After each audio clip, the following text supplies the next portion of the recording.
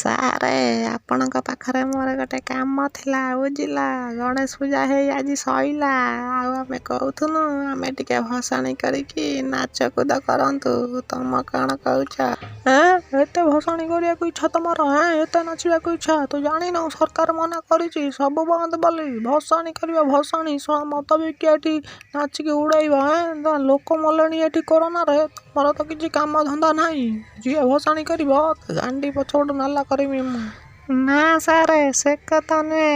ବହୁତ ଦିନ ହେଲାଣି ନଚା ନଚି ଟିକେ ହେଇନେଇ, ଗୋଡ଼ ଗୁଡ଼ା ବସିଗଲାଣି। ଆଉ କ'ଣ କରିବୁ? ଭସାଣି ଟିକେ ହେନେ ଗାଁ ଛୁଆ ଗୁଡ଼ା ଖୁସି ହୁଅନ୍ତେ, ଗାଁ ଛୋଟ ପିଲା ବି ଖୁସି ହୁଅନ୍ତେ।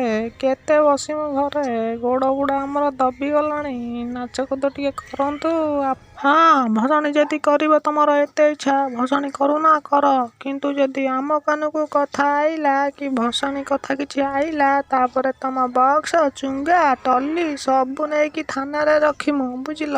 ତାପରେ ସେତିକି ଟଙ୍କା ଦବ, ତମ ପାଣି ମାରିମୁ, ତାପରେ ଯାଇକି ଛାଡ଼ିମୁ ତମକୁ ବୁଝିଲ। ଏବେ ତମ ଇଚ୍ଛା, ଯଦି ଭସାଣି କରିବାକୁ ଚାହୁଁଛ ତାହେଲେ ଭସାଣି କରିପାର। ଇଲୋ ବାପ, ସାରେ ଏମିତି କଥା କହିକି ଆମକୁ ଡରାନ୍ତୁ ନାହିଁ। ସିଏ ନରିଆ ପୁଅ ମାଇକି, ସେ ଆମକୁ ମାରିଦବ। ତାର ଗରିବ ଲୋକ ଅଳ୍ପ ମାଇକି କରିଛି। ଆମେ ଯଦି ତା ମାଇକିରେ ଭସାଣି କରିମୁ, ତମେ ଯଦି ନେଇ ଗଲ, ସେ କ'ଣ କରିବ ବିଚରା? ନା ଥାଉ, ଆଉ କରିମୁନୁ ବୁଝିଲ। ଏତେ ଯଦି ବୁଝୁଛ ତାହେଲେ ଭସାଣି କରିବାକୁ ଏତେ ଡେଉଁଛ କାହିଁକି?